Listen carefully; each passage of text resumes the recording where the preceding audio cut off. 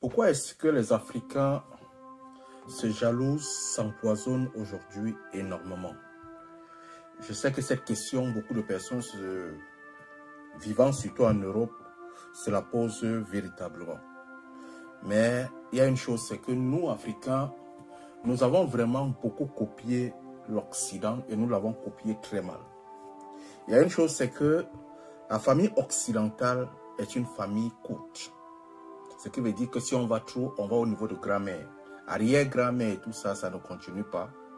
Les Africains chez les Européens, père, mère, fils, enfant, en fait, ça fait la famille. Lorsqu'on va déjà au niveau de grand-mère, ça commence à devenir toute autre chose.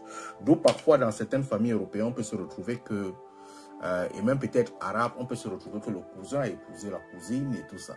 Mais chez nous, Africains, c'est totalement différent, surtout les Bantous, parce qu'il y a d'autres cultures africaines qui sont comme ça. Les cousins, c'est par exemple en Guinée, les cousins se marient entre eux. Mais pourquoi est-ce qu'aujourd'hui, les Africains développent tellement de jalousie, développent tellement de haine, développent tellement jusqu'au point de s'empoisonner, jusqu'au point de s'entretuer? Pourquoi? Cette question est passée dans mon esprit et la vidéo aussi m'a amené véritablement à une grande réflexion. Nous, Africains, on a perdu l'essence de l'amour. On a perdu l'essence de la soudure. En fait, les familles africaines étaient des familles très liées. On avait une culture en Afrique qui était la culture de manger ensemble dans la même assiette.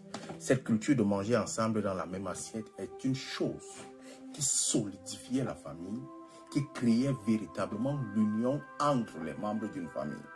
Vous savez, lorsque vous prenez une assiette de nourriture, vous la posez sur la table, vous allez regarder l'hygiène. Vous allez regarder le goût du plat. Vous allez regarder les gens qui sont tout autour de vous. Si ces personnes-là sont des personnes admirables, vous allez regarder si vous allez laver les mains. Vous allez regarder, il y a beaucoup de questions que vous allez vous poser avant de vous mettre à table.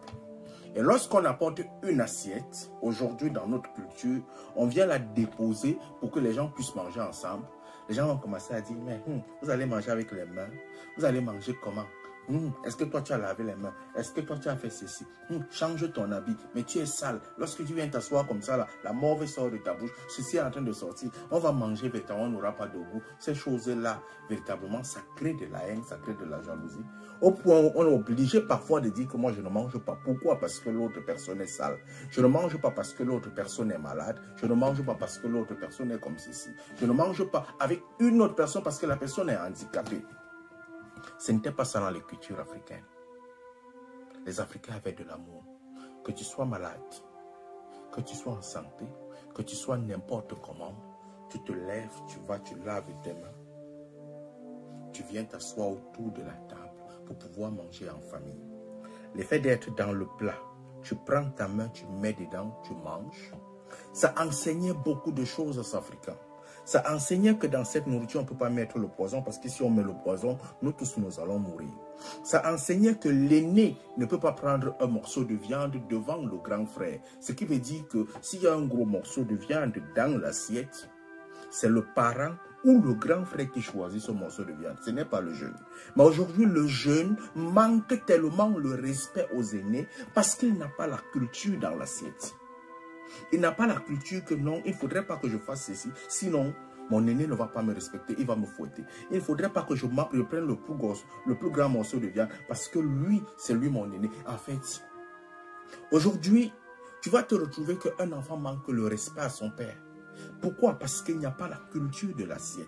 Dans ce que vous entendez, la culture de l'assiette, il y avait beaucoup de choses. Lorsque tu es en train de vouloir prendre un gros morceau de viande, le père te regarde comme ça, toi-même tu déposes la viande là. Parce que le plat est tellement là, c'est tellement rassembleur, c'est tellement tout le monde regarde comment tu manges. Si tu es en train de manger comme un porc, on va te dire, mais mon fils, tu es en train de manger comme un porc. Lorsque tu es en train de manger très mal, on va te dire que non, on ne mange pas comme ça. On t'enseigne comment manger dans l'assiette. On t'enseigne comment te comporter. On t'enseigne comment te comporter le moment où tu vas aller dans une autre famille. La culture de l'assiette. Pensez-vous véritablement que si aujourd'hui, vous vous asseyez, vous mangez avec un membre de votre famille dans la même assiette, la personne aura le courage de vous empoisonner? Vous pensez véritablement qu'une personne qui sait que mon frère, c'est mon frère, on va se partager la nourriture, on va se partager la bière, je n'aurai pas peur que sa salive peut me contaminer?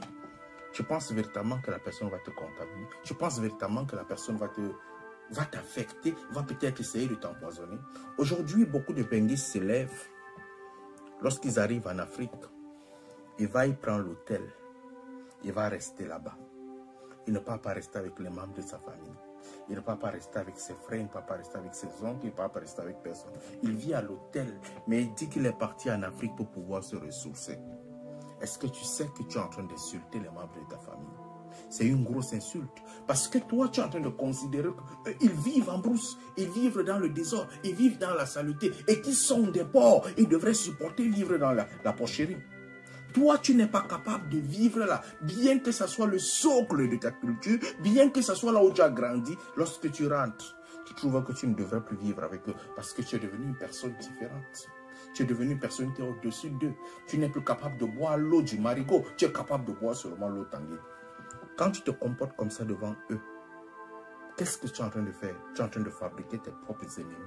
Tu es en train de fabriquer des choses qui vont te tuer. Tu es en train de fabriquer des gens qui vont développer la jalousie. La jalousie est normale en un être humain. Et l'humain fait souvent comme ça. Il tue même. Après, il regrette. Pourquoi? Parce que tu as tellement développé des choses au fond de lui. J'aimerais inviter le jeune Africain qui voudrait se sentir africain, qui voudrait éviter des affaires qu'on l'a tué, on l'a empoisonné, on a fait ceci, qui voudrait véritablement vivre cet amour familial. Si tu as l'opportunité, fais cette expérience, achète la nourriture. On faisait ça au Cameroun avec le tapioca. Une grosse bol de tapioca. Asseyez-vous, mangez dedans. Tu vas constater que tu ne vas pas voir la salive de ton frère comme la saleté. Tu ne vas pas voir les mains de ton frère comme la saleté. Tu ne vas pas voir ton frère comme un élément qui peut te détruire. Tu vas recultiver et recentraliser l'amour envers ta personne. Allume ton cerveau, mon frère, et bonne union familiale.